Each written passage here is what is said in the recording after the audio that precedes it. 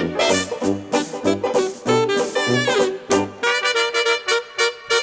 everybody, what's going on? Today I'm going to be unboxing AuZtralia here. This is from Martin Wallace from Stronghold Games as well. Now, from what I understand, this is sort of a spiritual sequel, if you would, to Study in Emerald. A Study in Emerald was from the same designer, kind of set in a world. It's a time, in a period piece, in which Cthulhu sort of, mixed into the what's happening there, the setting. And so here we've got the same thing, obviously taking place in Australia, but Cthulhu's all up in there, wreaking havoc, I can only assume. So let's crack this up. It is quite heavy, I have to say. So let's see what we got. There we go. All right. So we've got ourselves a rule book here. Very nice. 1 through 4 players. That's 30 to 2 hours. 30 minutes to 2 hours. A lot of Cthulhu symbology. Some terrain makes it look like a war game. Lots of different actions. Not what I assume is a light game. There we go. Alright, and here we've got easy to forget rules, quick setup, some combat reminders, and then a player aid. I'm assuming there's only one of these. I guess that might be enough. I don't know. Alright, we've got a big board, so let me move this aside for a sec. Now let's take a look at the big board here. This is a double-sided board. Yep, sure is. So let's just pick a side. I don't know what the difference is yet.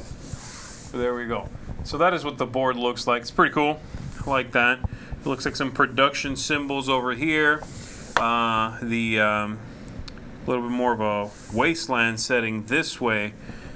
Now the imagery here is kind of interesting. I think it's artwork. Maybe it's photographs that have been heavily modified. Can't quite tell.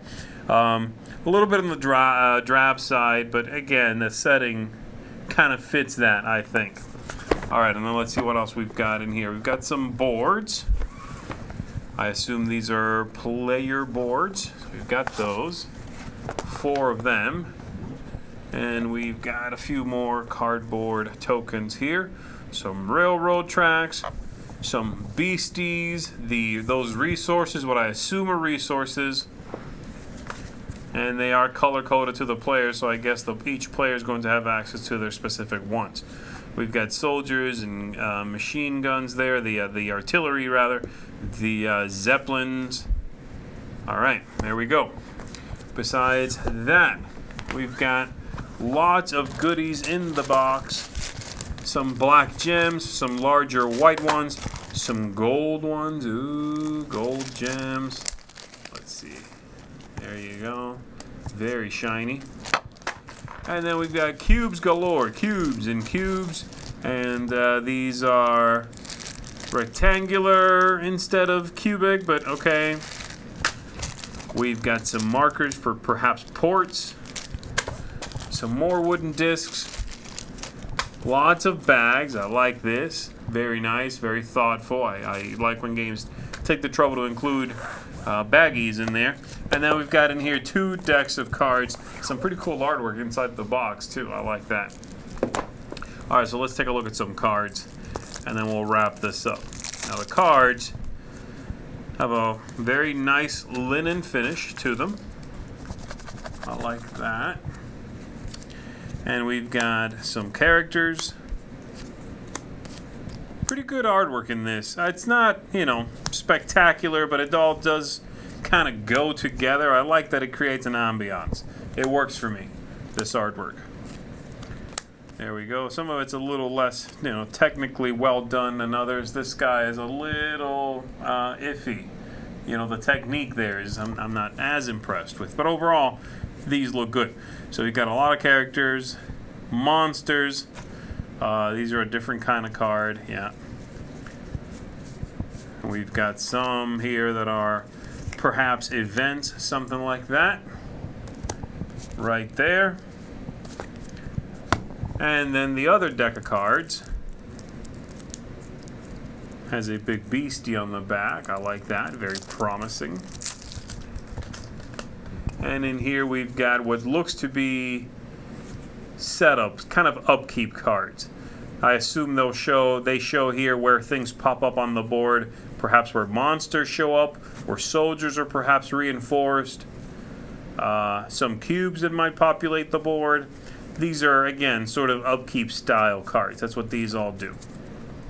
So, big deck of cards, lots of resources here. I don't know too much about the game otherwise, but I know that the players are definitely going to be going to war with these Elder Gods. That's a big part of what the game's about. This is a big, epic game where I hope that theme really does come through and does not become just sort of background dressing for a combat style game. I'm not sure if this game is cooperative or not. The other game was in A Study in Emerald, and I'm not sure if this is. I don't think it is. It even says that on the back, thematically linked to A Study in Emerald, set in the 1930s. So there you go. Very cool. This looks pretty epic. I'm hoping that, again, the theme really does come through. Let me see how these punch out. Yeah, not too bad. Not too bad. That works. So there you go. A little Cthulhu, a little alternate history, all mixed in together to hopefully give us something really epic. So, thanks for checking this out with me. I'm going to see you on the next one. Thanks for watching. Tune in every day for the Dice Tower's daily game unboxing.